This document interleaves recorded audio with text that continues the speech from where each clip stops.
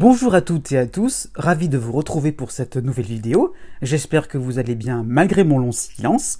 Je m'appelle Jovin, pour ceux qui ne me connaissent pas, qui sont juste en train de regarder pour la première fois cette vidéo. Et je suis astrologue et voyant. Je précise que j'ai mes deux spécialités. Vous saurez pourquoi par la suite. Et je vais vous expliquer dans cette vidéo ce qu'est plutôt une conjonction avec comme exemple donc les conjonctions que nous allons traverser pour ce mois de mars 2020. Donc à l'heure où je fais cette vidéo, enfin plutôt au jour où je fais cette vidéo, nous sommes donc le lundi 17 février. Donc voilà, je tiens à le signaler. Donc je précise aussi que c'est une vidéo qui est un mélange entre un coup de gueule, on va dire ça comme ça, et une vidéo tutoriel. Donc voilà, je vais quand même insister plus sur le côté tutoriel, le côté un petit peu explicatif, mais voilà, je vais quand même expliquer, remettre les pendules un peu à l'heure, c'est le cas de le dire, puisque je trouve que pas mal d'astrologues, voilà, j'en viens au sujet, ont fait des prévisions sur du global, sur de l'approximatif au niveau du temps, et conclusions, ils sont arrivés à des, des conclusions, justement, un petit peu trop énormes, du sensationnel, et ça m'a un peu agacé de voir ça à gauche à droite sur YouTube, sur Internet. Bon, non, nous ne vivons pas une année catastrophique, nous ne vivons pas une année sensationnelle, importante, oui, je ne dirais pas le contraire, mais ça sera un petit peu mon leitmotiv, il faut savoir raison garder, sachant que ce n'est que de l'astrologie, ce n'est pas de la voyance. Et je trouve que là, la limite a été un petit peu floue. J'admets tout à fait des prévisions de voyants, de médiums. Je suis totalement d'accord sur des événements qui pourraient arriver. Comment vous dire, par rapport à leur travail, je suis entièrement respectueux là-dessus. Je n'ai aucune critique à apporter. C'est leur point de vue, leurs sentiments, leurs ressentis. Donc là, il y a leurs intuitions. Franchement, rien à dire, ça c'est, voilà, que je sois d'accord ou pas d'accord, limite, je n'ai pas de m'exprimer là-dessus. Par contre, pour de l'astrologie, par rapport à une prévision, donc des transits planétaires, il faut savoir garder un minimum, et surtout, quand je vois, comment vous dire ça, quand j'ai vu une vidéo d'une astrologue assez sérieuse, voilà, qui fait les choses vraiment, je pense, à cœur, et qui a sorti une énormité, voilà, donc c'est dommage, ça ne remet pas en cause sa compétence, mais franchement, c'est dommage d'avoir fait une vidéo sur toute l'année 2020 pour quelque chose qui va commencer à Noël. Donc non, et non. Voilà, c'est pour ça que là, je vide un peu mon sac. Il faut un petit peu se calmer là-dessus. Il y a beaucoup de planètes en Capricorne, soi-disant. Nous allons voir ça plus tard. Puisque, en regardant dans les détails, tout ne sera pas en Capricorne. Et, conclusion, il n'y a pas un amas planétaire terrible qui va nous tomber dessus, qui fait que, voilà, tout va s'écrouler, voilà, justement, je vais y venir, tout va s'écrouler à tel point que même un astrologue a prévu ça pour le début 2020. Voilà, l'équivalent de cette carte-là, la maison de Dieu, tout va s'écrouler, bien sûr, la bourse n'a jamais été aussi haute depuis 2008, mais tout va s'écrouler quand même. On va m'expliquer comment dans les semaines qui vont venir. Puisque donc, voilà, c'est pour ça que je fais cette vidéo maintenant, et pas plus tard, puisque donc l'apogée de cette énorme catastrophe qui va nous tomber dessus va être le mois de mars, puisque la planète Mars va entrer en Capricorne. Donc ça va être vraiment le summum du summum, enfin bref, ou alors le contraire, parce que si vous voulez, là j'insiste un peu plus sur le côté catastrophique, voilà, catastrophiste, mais d'autres prévoient des choses super importantes. Oui, mais non, non. Donc si on regarde bien dans le détail, vous allez voir que les conjonctions qui vont arriver, comment vous dire ça, seront successives déjà. Enfin, donc une est déjà passée, donc la conjonction Pluton-Saturne en Capricorne, elle est déjà passée, elle est déjà même terminée, j'ai envie de dire. Donc voilà, bon, nous sommes déjà au mois de février, vous voyez. Donc faire une prévision sur l'année entière avec quelque chose qui est déjà passé, arrivé au mois de février, c'est un petit peu crétin. Bon, désolé de le dire ça comme ça. Donc, conclusion, comme dirait un certain youtubeur, par rapport à certaines vidéos sur les prévisions astrologiques, tout va s'écrouler ou alors tout va être formidable, faux. Voilà, donc, je vous explique certaines choses. Voilà le côté un peu tutoriel, je vais me calmer un petit peu. Donc, je me suis appuyé, puisque c'est sûr que là, je lance une petite pique. Donc, vous vous doutez bien que ce n'est pas le fruit de mon imagination, si je fais cette vidéo. Ce n'est pas le fruit non plus voilà, d'une certaine intuition, un tirage de tarot. Non, c'est des choses sérieuses. Donc, je me suis inspiré surtout de ce livre-là. Hein, donc, Prévoir par l'astrologie de Catherine Aubier, que j'ai déjà plus ou moins présenté dans une autre vidéo. Je me suis inspiré aussi donc la prévision en astrologie, les transits, hein, donc de Sylvie Beaugé, hein, donc, qui est une astrologue conditionnaliste, je précise. Donc il y a une autre approche que Catherine Aubier, mais qui dit plus ou moins la même chose hein, sur l'interprétation des planètes, en cas de déplacement des planètes, en cas de transit.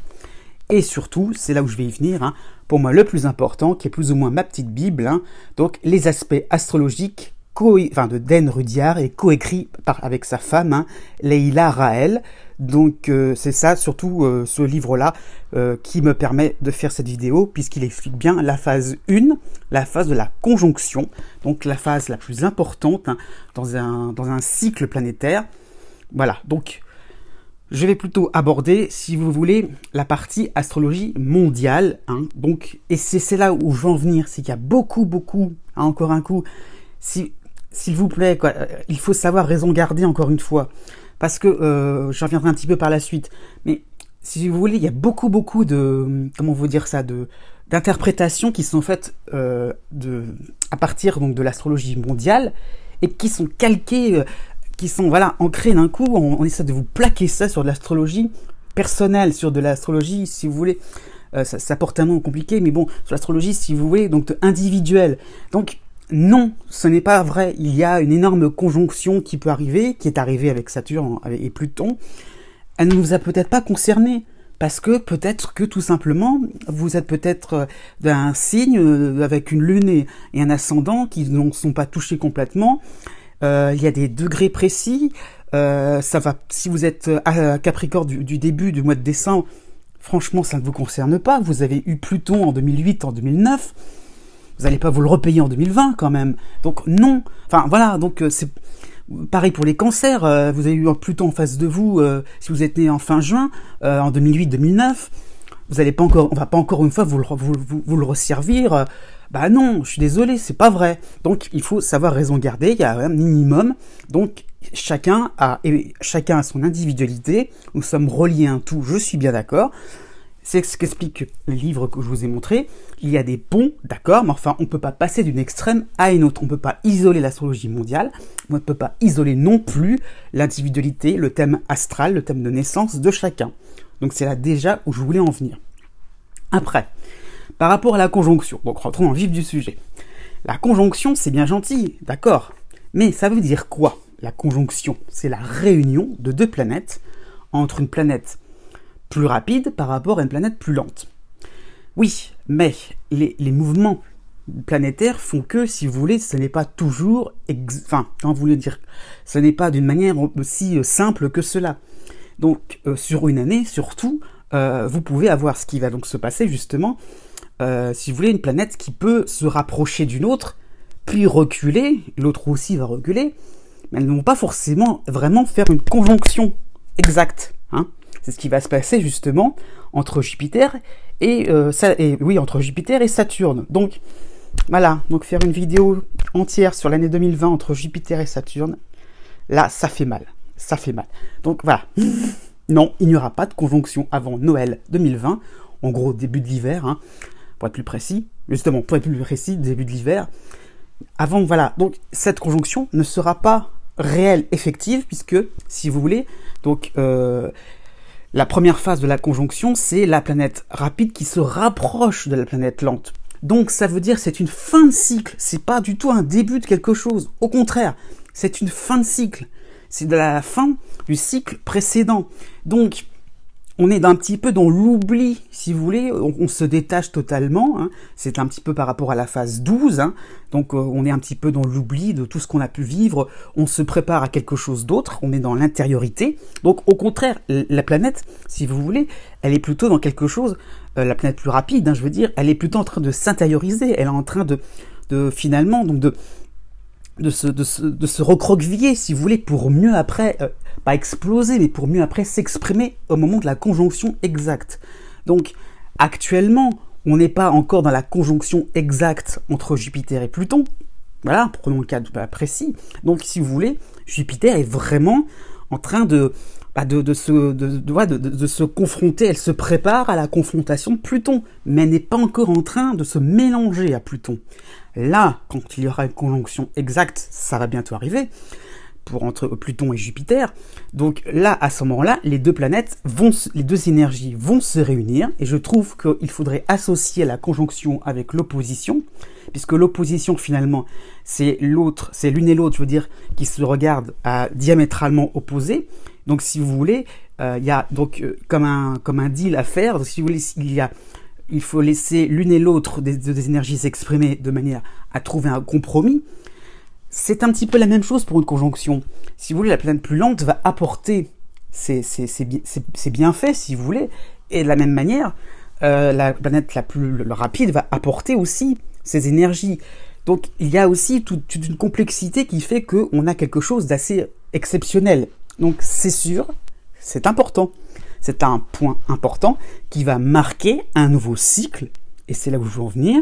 Donc, à partir de ce nouveau cycle, quelque chose de personnel, quelque chose de... Vous voyez, donc, pour ça, qui montre bien, d'Enrediar en parle, donc dans sa phase 1, qu'il traduit ça par la subjectivité, par la nouvelle lune, l'équivalent de la nouvelle lune.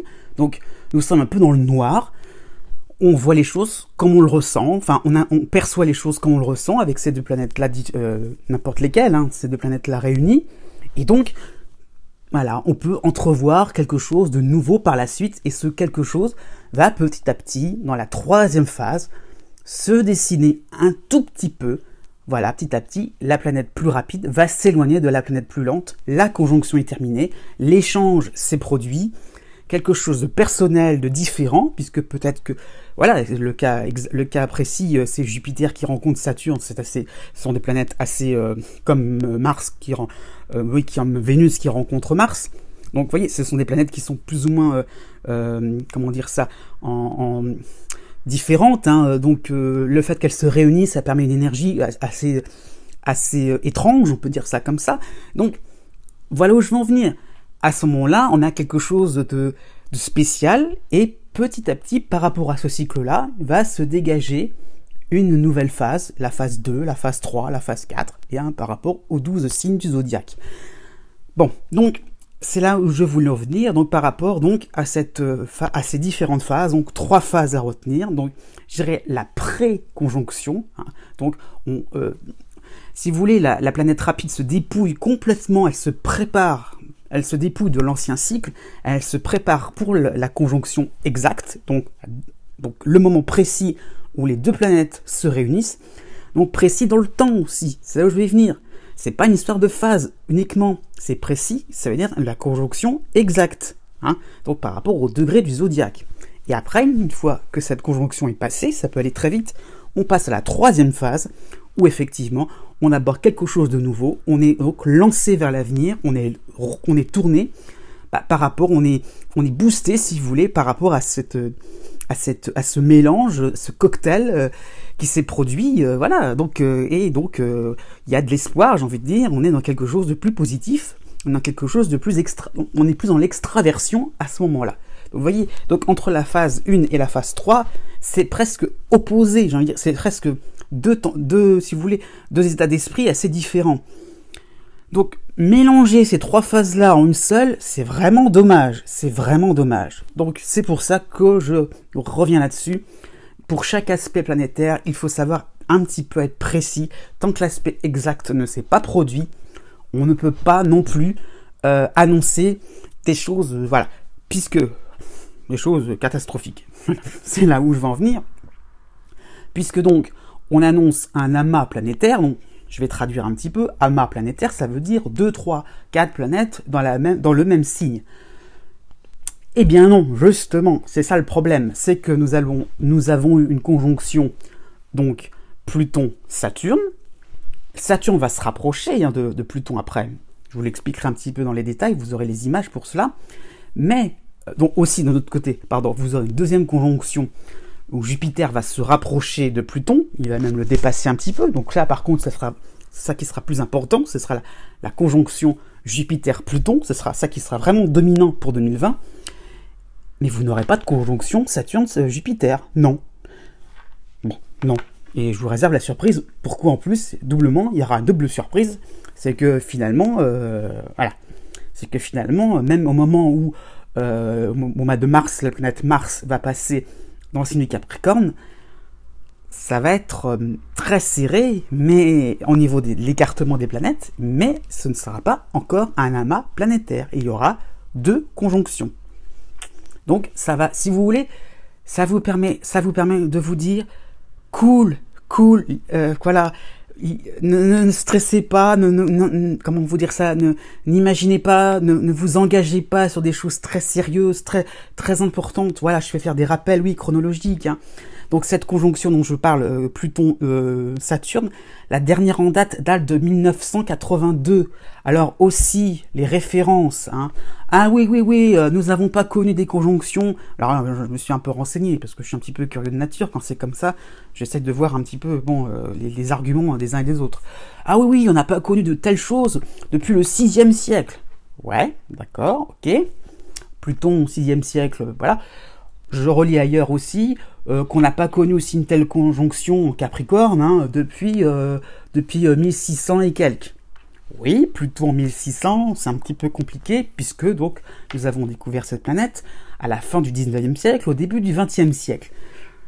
Donc, bon, voilà, donc j'ouvre une petite parenthèse, je trouve que tant qu'on n'a pas découvert la planète, c'est un petit peu compliqué de la coller, de la plaquer encore une fois, sur des thèmes astrologiques pour justifier quelque chose encore de global, de confus, alors que finalement cette planète n'était pas encore découverte, n'était pas encore en action par rapport à la population mondiale. Donc c'est un peu bon, un peu léger tout ça, hein.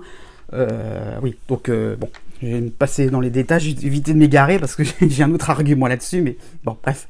Donc le ciel, si vous voulez, de 2020 n'est pas le même que le ciel de 2000, pardon, oui, que 2000, pourquoi pas, mais surtout de 1650, ou encore pire, de presque 2 millénaires en arrière. Donc c'est pour ça, non et non. C'est ça qui est le plus intéressant justement, c'est que nous avons des variations qui fait que les cycles peuvent se ressembler, mais ils sont différents à chaque fois. Donc voilà, petite parenthèse que je vais ouvrir, enfin pas une parenthèse, autre partie que je vais aborder.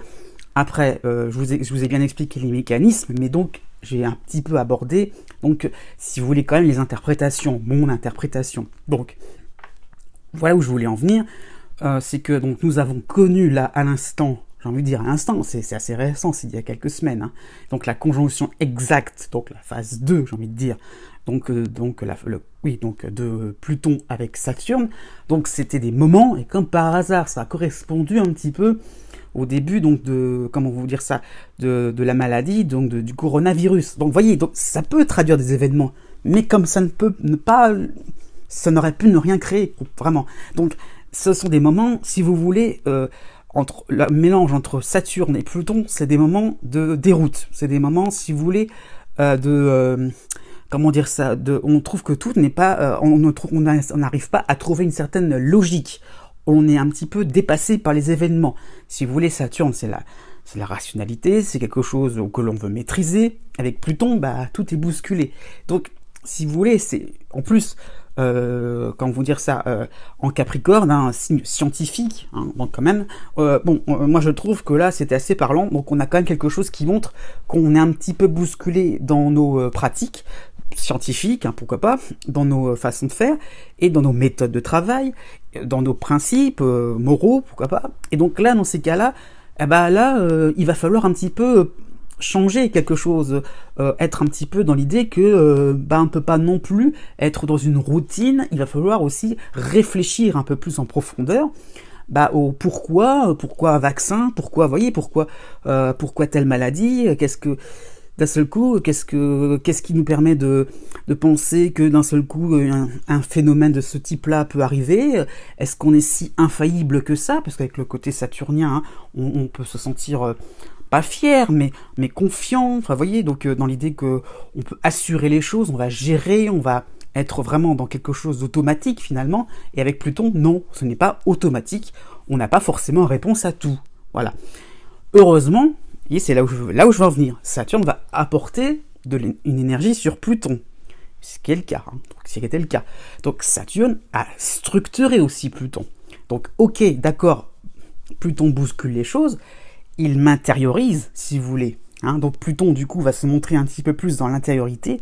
Là, on va pas être dans quelque chose d'explosif. Pour ça, je suis pas du tout d'accord sur l'idée qu'on va être dans quelque chose qui va, qui va bondir, qui va, si vous voulez, s'éparpiller dans tous les sens. Au contraire, avec Pluton, le mélange Pluton-Saturne, ça va être quelque chose qui va se solidifier. Si j'ai plein de questions, il va bien falloir trouver des réponses à ça. Donc, il va falloir vraiment chercher au plus profond de nous-mêmes.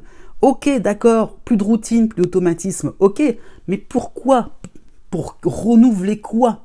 Donc c'est ça qui va être intéressant, c'est que là on est dans la phase 3, hein, la troisième phase, la post-conjonction si vous voulez. Donc là, qu'est-ce qu'on va trouver d'intéressant? Qu'est-ce qu'on va glaner à gauche, à droite, de manière à ne plus se sentir dépassé, oh là là, mon Dieu, à plus se sentir gêné, mal à l'aise, mal dans sa peau, hein, ça peut être ça l'idée. Hein. Donc voilà où je veux en venir. Heureusement, les influx ne sont pas forcément tout blanc ou tout noir, donc il y aura un petit peu l'idée qu'on va trouver des choses, on va essayer de se donner à fond, hein, parce que c'est quelque chose d'intense, de manière à reconstruire, à s'ouvrir à nouveau vers quelque chose de plus intéressant. Alors pourquoi on va s'ouvrir? C'est parce que là, ce qui sera vraiment dominant, ça va être donc la conjonction Jupiter-Pluton. Donc là, pour le coup, Jupiter est en train de se dire, si on le un peu comme une personne, si vous voulez, bon bah ça y est, j'ai accompli certaines choses, je suis un petit peu content de moi. Bon, cette planète va s'endormir, elle va se reposer par rapport à Pluton, hein, donc ça va vite arriver quand même, à l'heure où je vous parle, donc ça va vite arriver, donc Pluton va petit à petit la réveiller, je suis là, donc là, Jupiter, c'est quand même les idéaux, c'est quand même nos valeurs morales, nos valeurs, hein, ce à quoi nous voulons pour notre bien-être, quelque chose qui peut être plus spirituel aussi. Il faut pas oublier que c'est une planète quand même qui peut apporter un certain niveau aussi d'intellect. Voilà, donc au niveau des lois, au niveau, vous voyez, donc du bien-être aussi physique, hein, c'est le rapport entre le physique et le spirituel. Donc ça va être ça qui va être bousculé aussi, hein, avec Pluton. Donc là, d'un seul coup, qu'est-ce qui est bon pour moi? J'ai pas de réponse. C'est embêtant. Donc c'est là où c'est ça qui va apparaître. Mais comme cette planète va aussi dépasser Pluton, donc on va passer en phase 3, conclusion, qu'est-ce qui va se passer? Eh bien, on va essayer aussi donc d'avoir un certain optimisme, on va essayer vraiment donc de rassembler ces ressources, et qu'est-ce qui va se passer? Parce que c'est souvent traduit par une période de créativité intense, on va essayer donc de sortir ce qu'il y a d'inconscient pour l'exprimer. Donc voilà, c'est là où c'est souvent indiqué par Catherine Aubier.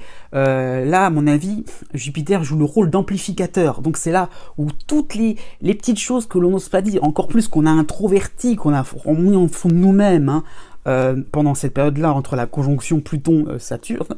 Donc là, avec Jupiter, on va justement l'exprimer. Donc on va vraiment, peut-être, les gens vont peut-être sur un plan mondial, hein, vont peut-être s'exprimer d'une manière un peu provocante, peut-être un petit peu surprenante, mais ça va leur faire du bien. Voilà, les gens vont se défouler un bon coup. Il y a quelque chose, si vous voulez, qui va être de l'ordre de l'espoir, de l'ordre de, voilà, on a envie donc on est dans un nouveau cycle, on a envie de bouger quelque chose, d'être dans le vrai, d'être dans des objectifs réalisables. On va peut-être se fixer des choses, hein, on va peut-être être dans des philosophies, si vous voulez, ou des principes de vie, vraiment, comment dire ça, on va tracer les grandes lignes, hein, on va peut-être dans quelque chose. Pour ça, c'est la phase 1, hein, cycle nouvelle lune. Hein. Donc, Si vous voulez, on va peut-être être dans des choses un petit peu floues, hein, on va peut-être sortir des grands mots, mais l'envie sera là. Si vous voulez, l'enthousiasme va être renouvelé. Hein, donc quand Jupiter va quitter Pluton, donc, enfin va s'éloigner de Pluton, puisqu'il va revenir après. Donc voilà ce que j'avais à dire, c'est que ce sont des choses assez simples. Et la dernière conjonction Pluton-Jupiter date de 2007-2008. Il n'y a rien d'exceptionnel, honnêtement. Hein. Donc c'est important, mais bon. Alors, là, j'ai expliqué la partie un petit peu, si vous voulez, donc astrologie mondiale. Je vais faire court. Pour l'astrologie, si vous voulez, qui est plus personnelle, eh bien, est-ce que vous êtes né à la fin du signe des Capricornes, à la fin du signe des Cancers, à la fin du signe de la Balance, à la fin du signe du Bélier?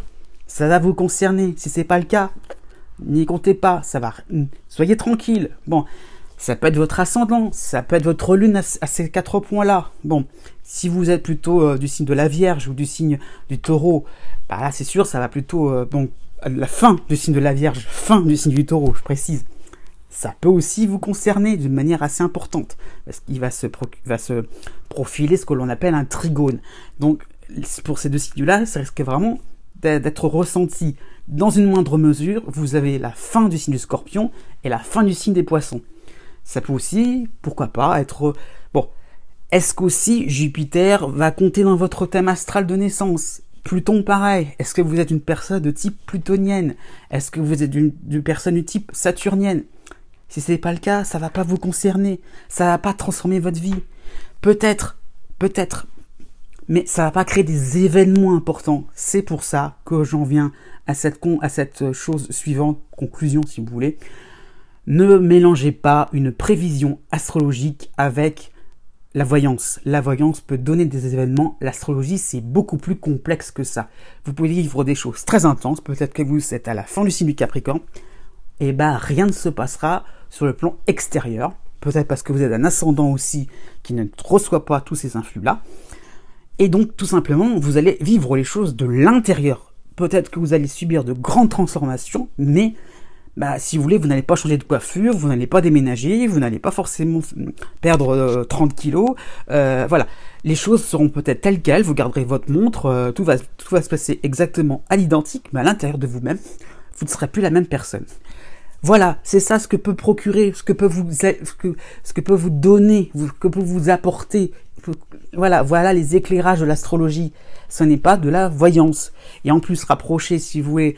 Enfin bref, ça c'est autre chose, mais rapprocher, si vous voulez, le tarot de Marseille et l'astrologie, c'est un petit peu... Bon, des chemins un petit peu tortueux pour moi. Hein. Donc, voilà. Donc, voilà où je voulais en venir. Vous allez donc voir en image...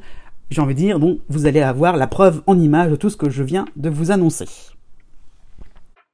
Vous avez donc devant vous les signes du zodiaque qui sont concernés, c'est-à-dire le Sagittaire, le Capricorne et le Verseau. Vous avez en haut donc les numéros des décans, hein, donc j'ai vraiment restreint à l'endroit où vont se faire les conjonctions, les planètes, hein, donc de gauche à droite, Jupiter, Saturne et Pluton. Donc vous allez voir le mouvement de ces planètes-là depuis la fin 2019, donc Jupiter entre en Capricorne, jusqu'au mois de mai 2020, et donc là, une conjonction se fait donc entre Pluton et Jupiter en Capricorne, mais là, à ce moment-là, qu'est-ce qui va se passer? Vous allez voir donc que Saturne va déborder et va aller dans le signe du Verseau. C'est un petit peu ballot d'annoncer une conjonction Saturne-Jupiter en Capricorne. On recule, hein, donc vous voyez maintenant le mouvement du mois de mai jusqu'à la rentrée de septembre 2020. Là, qu'est-ce qui se passe encore une fois? Jupiter et Saturne vont s'écarter de 8 degrés environ. Bon, voilà, Saturne rejoint Pluton, mais malgré tout, vous voyez que Jupiter est dans le deuxième décan du Capricorne. Donc là, il y a un petit souci. Hein. On passe au mois de mars, donc l'évolution donc, de ce mois-ci, donc de mars 2020, donc pour les planètes dites lentes, hein, vous voyez, ça circule. Donc voilà, je vous laisse deviner ce qui va se passer. Donc maintenant, la planète Mars va bouger. Donc elle va s'arrêter, enfin elle va pas s'arrêter, mais elle va s'arrêter là pour vous montrer la conjonction avec Jupiter et Pluton. Donc là, effectivement, cela se fait en Capricorne, mais vers la fin du mois de mars 2020, qu'est-ce qui se passe encore une fois? Vous avez Saturne et Mars, eh bien, dans le signe du Verseau. Donc il n'y a pas 4 planètes en Capricorne à ce moment-là. Fausse théorie de vous indiquer un amas planétaire en Capricorne. Ensuite, et plutôt enfin, donc voilà, le mouvement des planètes pour la rentrée 2020, de septembre, jusqu'à Noël, en gros, le période de Noël, début de l'hiver 2020. Et là, effectivement, vous allez constater une conjonction Saturne-Jupiter en Verseau. Tout début du signe, d'accord, mais en Verseau quand même. Donc, je ne nie pas l'importance de ces phénomènes que vous venez de voir, c'est important, donc effectivement il y aura bien des conjonctions qui vont arriver, donc surtout aussi quand Mars va arriver, donc la réunion entre Jupiter, Pluton et Mars, là ça va être des moments où on aura envie vraiment donc de sortir quelque chose de joyeux, d'optimiste, ça va être un petit peu extravagant, mais on le ressent vraiment au fond de nos tripes. Donc voilà. Là encore une fois, il n'y aura pas forcément quelque chose si vous voulez, qui fera la une des journaux, mais on aura envie, ça le peut, mais ça ne peut pas, à nous de le voir aussi, puis par rapport à vous, individus, quelle sera aussi la maison planétaire qui va être concernée. Mars, ça correspond à quoi? Ça domine quelle planète? Ça domine quelle maison, pardon, dans votre thème de naissance, donc si on veut vraiment pousser à l'extrême, j'ai envie de dire l'événementiel, même un horoscope ne suffirait pas, voilà, c'est clair et net. Donc voilà, donc je ne nie pas l'importance. Si vous êtes à la fin du signe du Capricorne, si vous êtes à la fin, je reviens là-dessus, du signe de la Balance, signe du non pas Verseau justement, Vierge, tout les signes que j'ai énoncés précédemment, cela peut vous concerner, c'est sûr, donc ça va être des moments importants, même si justement je suis là-dessus fidèle à Dan Rudyard, là par contre, même si effectivement Saturne passera en Verseau, ce n'est pas une raison, cela va concerner, vous allez avoir donc les deux énergies, mais ça ne veut pas dire que vous allez avoir une année vraiment tambour battant, enfin voilà, non, c'est juste que les planètes vont se mélanger. Elles vont, si vous voulez, créer quelque chose de personnel, mais ce n'est pas une addition, ce n'est pas des couches les unes sur les autres. Au contraire, c'est la réunion, c'est la fusion qu'il faut comprendre. Et non pas quelque chose qui va si vous voulez, en mettre une couche, plus une couche, plus une couche, et qui va faire finalement quelque chose qui est en dehors de la réalité astrologique. Voilà, donc j'espère que cette vidéo vous a plu. Je vous dis à bientôt pour des vidéos un petit peu plus de réflexion, pas forcément encore pour des vidéos horoscopes. Je prépare donc une vidéo depuis le temps sur le thème natal de la France. Donc voilà, donc restez fidèles quand même. Je ne suis pas complètement absent du web. Et je vous dis à bientôt.